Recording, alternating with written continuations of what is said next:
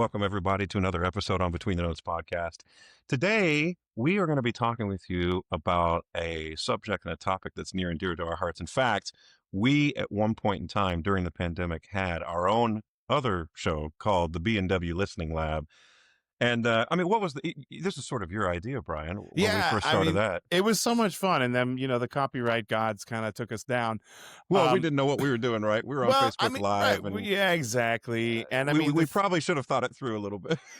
Well, again, it's like, well, I do own all this music and I'm That's just true. sharing it. I'm not making any money on this. Right. So I'm literally just, okay, so here's the premise. So Weston and I were thinking about all these historic recordings that we, kind of introduced us to opera, that we listened to during our undergrad, that we listened to, even kind of high after school. that, high school, even like the Milnes, Pavarotti, Sutherland, Garov. Or the Björling Milnes duet CD. Well, the Björling Milnes, the duet CD, of course, with Björling and or not Milnes. I'm sorry, Merrill, Robert Merrill. Merrill and Jussi Björling duet CD. But that Pavarotti, Cheryl Milnes Rigoletto was legendary. Where he sings the C flat. Right. Yeah, it's crazy talk.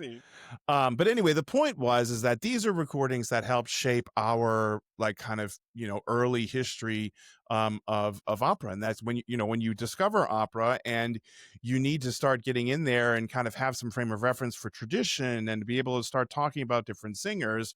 Exactly. Most of us go ahead and do a deep dive, especially at that time. You'd save up $50 and go to Tower Records or wherever, Barnes and Noble and get yourself an opera CD. That's right. And you would devour that and listen to it until you could save up enough money to buy another one. Now, all you have to do is go to YouTube and everything is there for free. Yeah. All those thousands of dollars of CDs sitting in a storage unit. I should probably just get rid of them, honestly. You can try to take it to like a used book or half price books or something like that. But so the point, what's the point of doing that, right? Yeah. Like why do we find it important to listen to those CDs? I mean, obviously, initially, it's to introduce you to the art form, and it's to inspire you to think beyond whatever you're doing, inquire whatever you're doing, to understand what this art form is and what the traditions are. Because you've got this one with this cast, and then there's another recording of the same opera with a different. Okay, well, why would I listen? Well, yeah, listen to it and see what the differences are. Different conductors, different tempi, different traditions.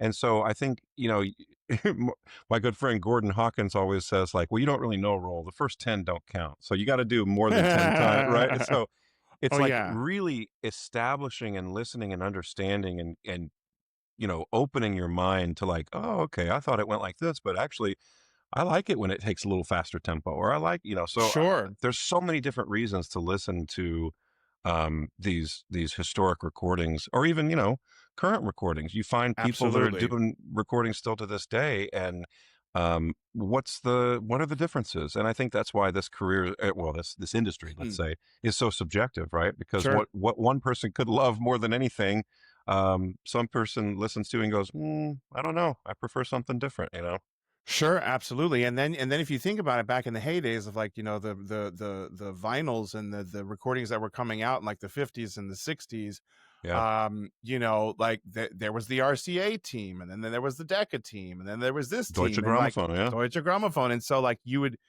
often get these casts and they're like, okay, so, because of Decca, Callas sang with Di Stefano almost all the time, like almost every opera you find from Callas that was a studio recording was with Di Stefano. And so, but then you can find them live recordings of her singing with any number of other people, and it's super cool. But there's just such a deep dive, and one of the things that I enjoyed the most about doing the B&W what was it called? Listening Lab. Thank you, Listening Lab.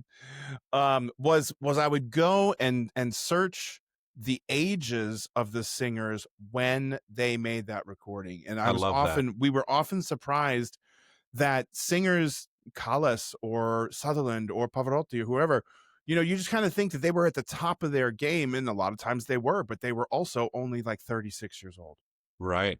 Not like 46 or I don't know. I mean, I guess it just depends, but you just think, I don't know. I just imagine them being a little bit more Nami. I remember there was a recording that we looked at with Callas. Where it's like she was 29. I was still at AVA Right. when I was 29. Well, You that's the know what thing, I right? mean? I We was listen to like, these recordings and it's like somehow we put them on pedestals and right, these are sure, gods. It's like, yeah, no, these are human beings who now we might be older than they were, right, and right, it's just important to give it some real IRL, right? In real right, life, these right. people were doing the same thing that everyone else is Well, you doing. know And what they weren't doing? They were practicing instead of scrolling on TikTok and Instagram and all this is that stuff, true. right? They were not, This is true. wasting their weekends on PlayStation and Netflix. I mean, no, I wouldn't know anybody who does something like that.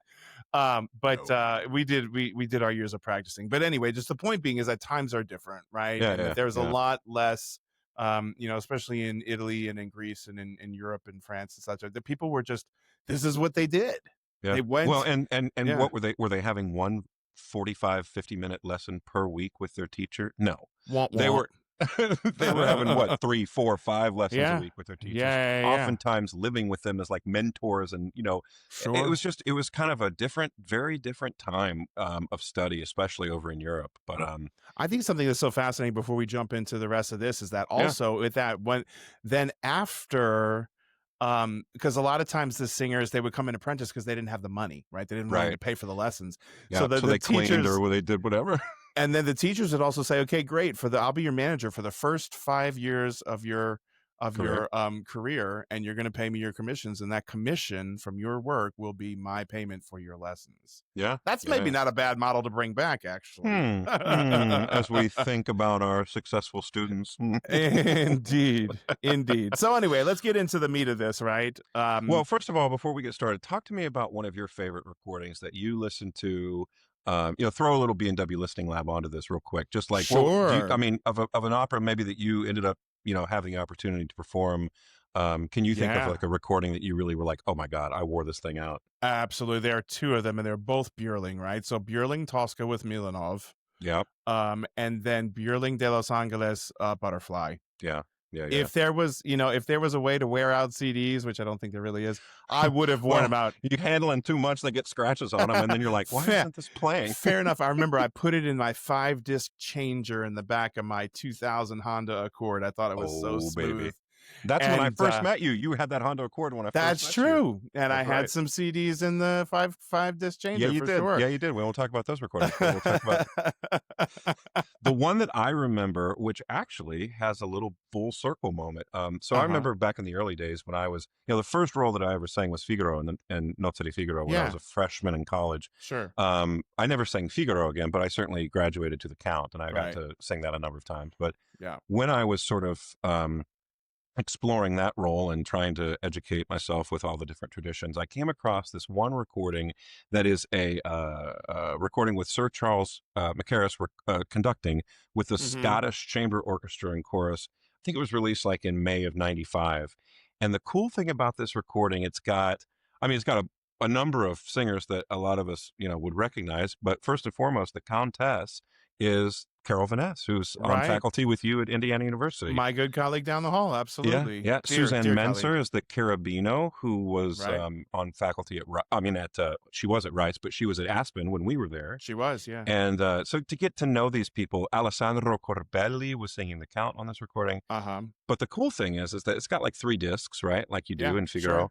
But after Act 4 finale is done, like once the whole show is done, they go and play all of these alternate versions of arias with like tons of different ornamentation. Hmm. And for anyone who doesn't know, there are certain arias that are like discarded. Like, for example, Marcellina has an aria in Act 4, Basilio has an aria in Act 4, but there's like an alternate ending to the Count's aria, the Hai vinto la causa, like the Right, second sure. half of it for a higher Right. baritone that Mozart had. Uh-huh. There's just tons of stuff on these like appendix tracks that are at the end of disc 3 of this recording.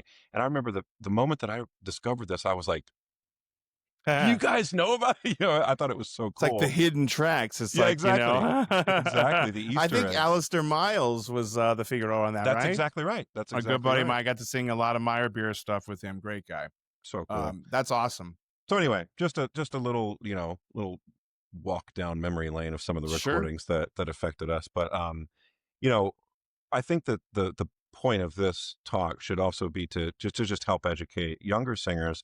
Like, if your teacher hopefully is encouraging you to go back and listen, let's say you're prepping a role. Sure. Yeah. I, in my opinion, it's like, don't just listen to this one, but listen Right. to like two, three, or four, five different recordings so Hmm. that you can get the understanding of the variations in tempi, the different cadenzas that people might use, Right. just to hear the approach that one singer has over the other.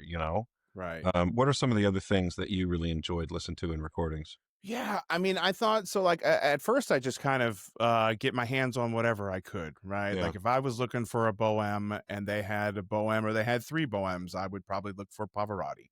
And then sure. after Pavarotti, it was like, okay, I'll look for Domingo. And then it became okay. Now I'm getting a little bit more savvy. I'm going to look for Björling and whomever and then this and then, but like through this process, I kind of figured that okay, well, that's what I did to like when I was just starting out and trying to figure it out. But now considering Apple Music and Spotify and all these things have such huge catalogs. I go to if I want to listen to a role or something, I'm going to go to a native speaker in the role that I'm trying to learn, right? Absolutely. So if I'm going to do Werther, for instance, back in the day, I had the Pavarotti and the Jerry Hadley recording and all this other stuff, and then I realized, Yeah. well, you know what? I'm going to go get the Georges Thiel There you recording go.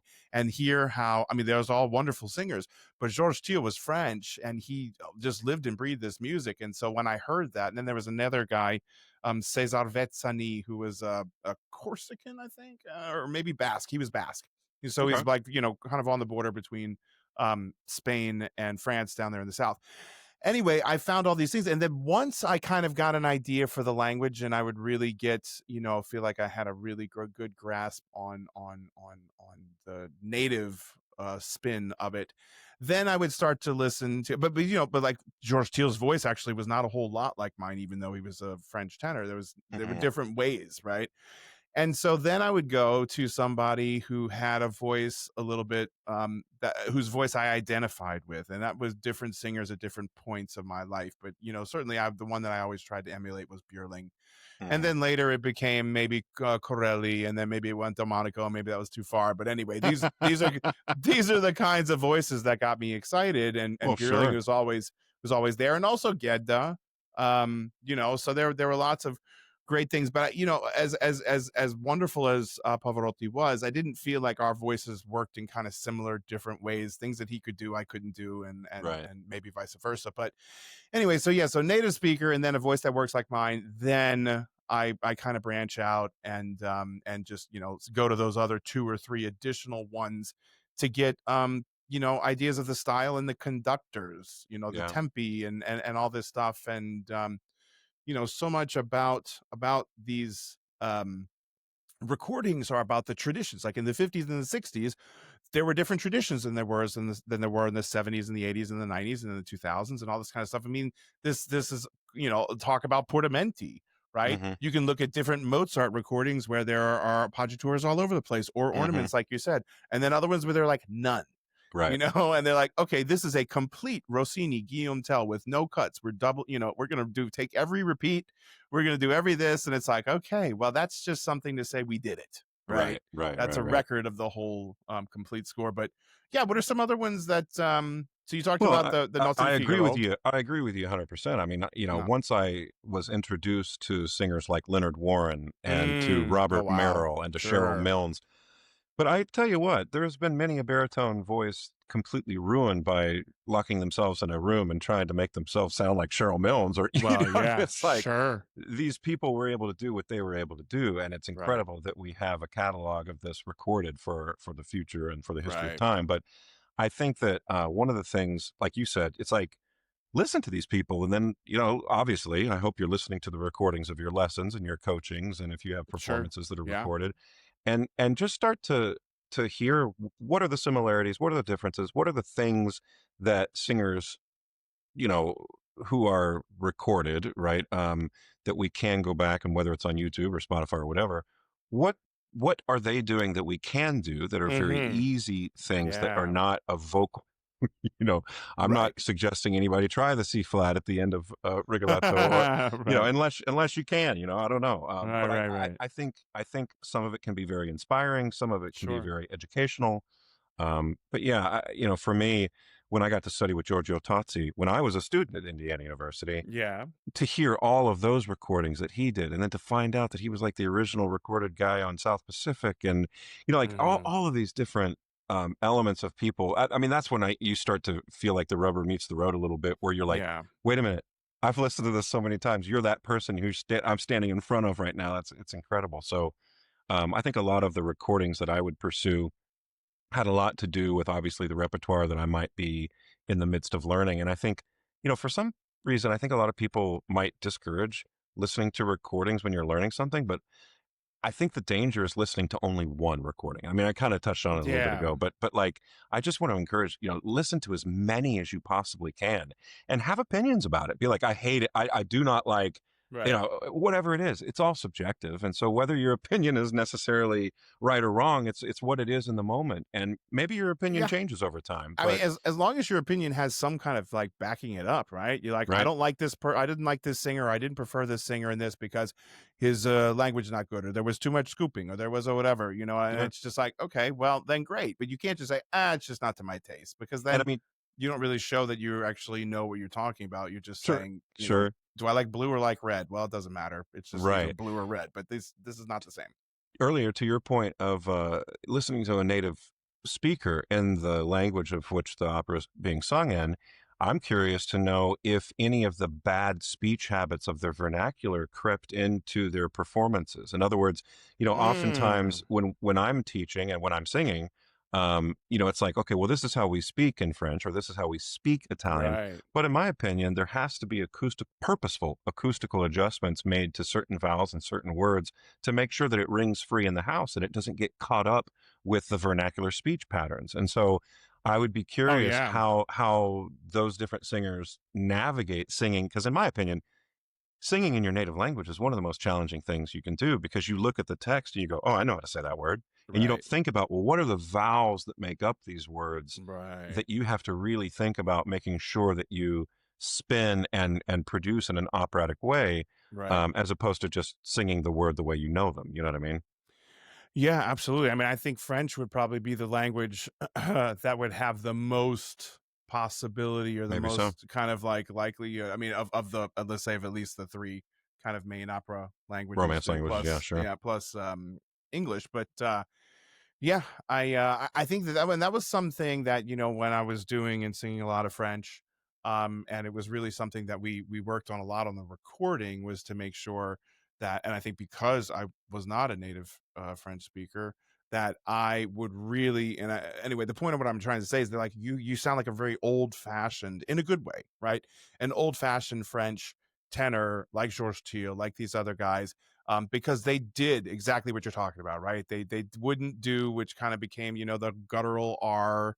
Even in Mhm. opera, I've heard French singers do that, and it's fine, for them, because it's they own it, right? It's their thing. But I remember when Mhm. I tried doing, they were like, just roll it, don't even Just worry about it. that's And right. it wasn't like they were being like, don't even try. It was just like, it was like, in the hall you don't hear a difference. And That's so they're right. like, why would you even like, practice this when you can just roll it super easily? And then Yeah. I'm talking about dialogue. I'm not even talking about Oh, singing, wow. Wow. Yeah, yeah, when yeah. we were doing Carmen in Paris.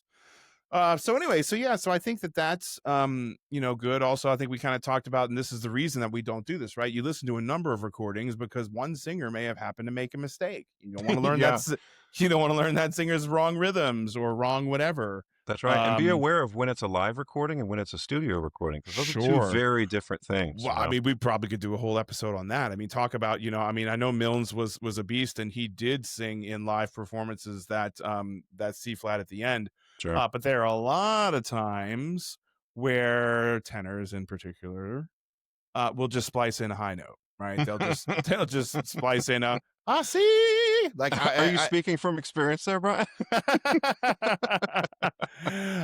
maybe once or twice, but not a lot. But I mean, like, Right. for instance, like I'm talking about, like, for instance, when Luciano sings the Possente Amore, he sang that D at the end of the This thing. is Rigoletto. Trovatore? Oh, Rigoletto. Rigoletto. Oh. Yeah, the Act 2 El mi fu rapito. Right, yeah.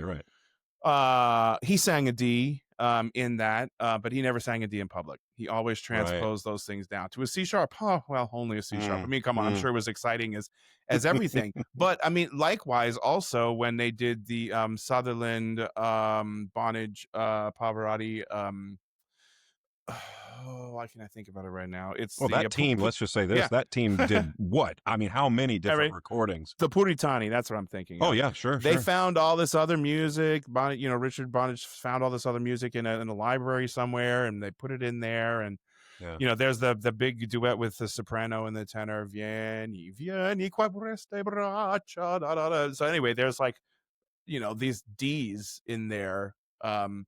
And then, of course, there's the sextet that has the high F, which Pavarotti totally falsettos it, but he sings the hell out of that C sharp right before it. And I was just like, oh, come on, it's amazing. But the point being is that I have nothing bad to say other than keeping in mind that not always what you hear in a studio recording is without smoke and mirrors. There could be, little Photoshop. This is true. And I think for anybody who hasn't ever done a studio recording, I mean, over days, right? And there's so much starting and stopping, and let's go back and let's tweak this. And like you said, let's just put in this one word here, this one note here. It's so easy for engineers to do that. And so it's very sometimes discouraging as a young singer if you're sitting there listening, like, why can't I do that just like they're doing? Well, think about where you are, think about where they are, think about the process of these studio recordings, and don't beat yourself up too much over it. I mean, so many of the takes that we had to redo when I was doing Heroique was had nothing to do with me. It was because the bassoon or the strings were out of tune or somebody wasn't together, the bass drum. It was and for anyone who doesn't know, this is your solo CD album, Heroique. French. Check it out. Encourage everyone. Warner to take Classics. Thank you. But yeah, I mean, half of the takes I took were scrapped because it had nothing to do with me, and I did not envision that. Right. You assume everybody's ready to go. Yeah, and I was just kind of like, what? You do that for the 5th time now? Can you guys get it together, and then I'll I'll come do it when you guys get it together. Anyway, no, that's for the quite the opposite. If you do want to listen to some that'll make you chuckle, check out some of those live recordings from the Met that they've turned into CDs. You can listen and hear the prompter yelling out. So I love it too. But I mean, the one that I'm thinking of right now is the Robert Merrill Rigoletto, and it's like he doesn't know any of the words because there's the scene in Act 2 where the prompter is just yelling every single line. Oh my God. You can hear all this stuff on the recordings. It's great. I love it. I love it. Yeah. Well, this has been super fun, bud. Yeah. Yeah, absolutely. So listen to the recordings, dive in, do a deep dive, find 5, 6, 7, 8 different recordings, and talk to your friends about what the differences are and which ones you love, which ones you hate. It's all in the love of pursuing this, crazy career that we're all passionate about. So all right. Until next time, thanks for joining us on Between the Notes podcast. See you then. Thanks so much for joining us on Season 2 of Between the Notes podcast. Please remember to like and subscribe to our videos, and we will see you next time.